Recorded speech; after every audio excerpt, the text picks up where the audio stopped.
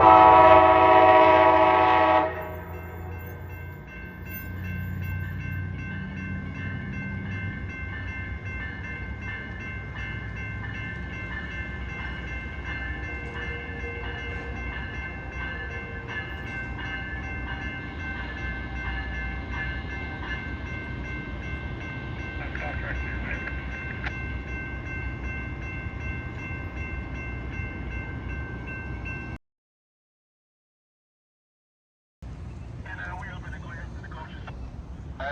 not conducted in, clear platform ready to leave. Fayetteville.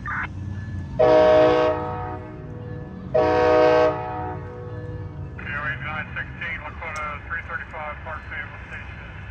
Southbound 2, delete the block, right one.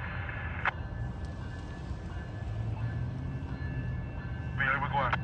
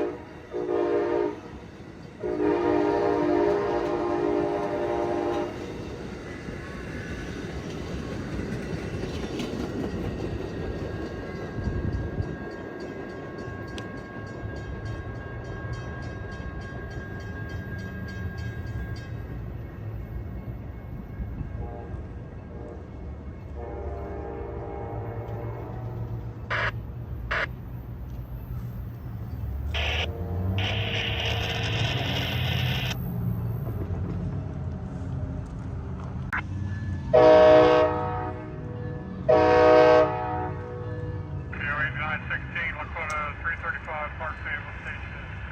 Southbound 2, delete the block, right one. We're going.